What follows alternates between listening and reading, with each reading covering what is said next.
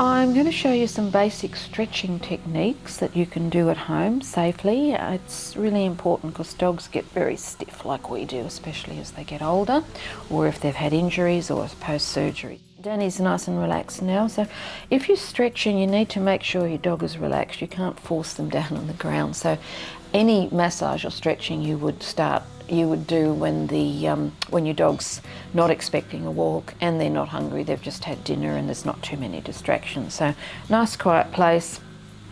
Okay, I'll just show you the forelimb stretches. So carpals, wrist, that's normal movement. That's normal movement. Doesn't straighten quite as much, not 180 degrees, that's normal. That's very good movement. Some dogs, if they're older or stiffer, they don't get much past there. So if you're stretching your dog, you just feel what they can do. All right, that's the carpals, the wrist. We can do the toes as well. Now some dogs don't like their feet done and they can be very stiff or they can be sore. Danny's very good, he's elderly, but he's pretty amazing with his range of movement. I'm just stretching his little toes, but be careful with that, okay? Carpals, we just did that. Moving up to the elbow. Now, elbow joint, that's full elbow flexion. Again, a lot of elderly dogs don't get that much range. Danny's pretty good. That's full extension. I'm just cupping his elbow. So it's straight elbow, okay? Elbow flexion, elbow extension.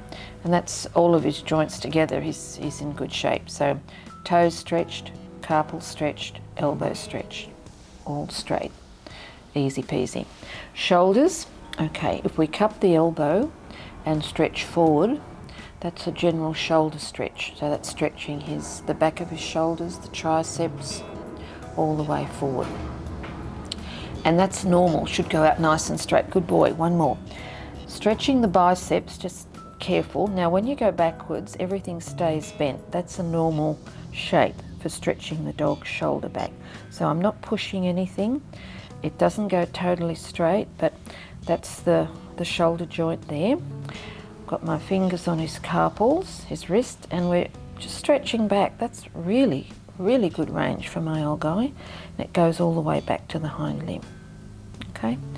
You can do a little shoulder glide if you're comfortable doing this. You sort of grip the shoulder and it just goes up, up, up. That is stretching that's moving his scapula, his shoulder blade over his body, and that feels pretty good. So again, just do these movements carefully. If you're comfortable doing, you might not feel comfortable doing all of them, just see how you go, do some. And your dog should enjoy them. If he's giving you a look or wanting to move away, he might be a bit sore, or you might be squeezing a bit too hard, so just go carefully. Just showing you some basic stretches for the hind limb. Okay, so, all right, knee is in there. So probably the easiest is just to see how the knee joint is. That's knee extension. It's pretty straight. That's normal, and that's really good flexion. Now, depending on your dog, age, breed, injuries, you might not get that full range of movement. A lot of old dogs are not quite as flexible as Danny. Okay, that's knee flexion, knee extension. I'm not pushing anything. Here is the hock. Now the hock, that's normal. The hock doesn't close right up. That's normal hock extension. Don't have to worry about that too much. And you don't need to do that. A lot of people do that. That's not a normal movement for the dog. The hock is like that. That's a nice normal stretch for the hock. Again, you can try the toes. A lot of dogs don't like their toe joints moved, but see how you go. If you'll tolerate it, it's nice reflexology. It's good to get into those toes, but if he really hates it, don't force it, okay? Hock's not a problem. Knee is generally easy unless there's an injury. He won't like it, but that's nice normal flexion and extension. Coming forward is usually pretty easy. You just got the hock in your hand there, and I'm supporting there. You just travel forward, and that's a normal range. That's really good. That's good. That's a good general hamstring stretch too. Now, the two hip movements here that are really important for the dog is hip extension like that, So I'm not pulling, I'm just supporting that leg.